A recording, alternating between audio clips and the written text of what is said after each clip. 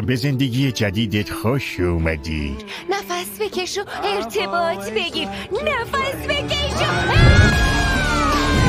فردا موقع کار از کوره در بری، اون موقع اینجا رو میسپارم دست خودت. معذرت میخوام. چم شده؟ کم مونده بود شلش بنفشه.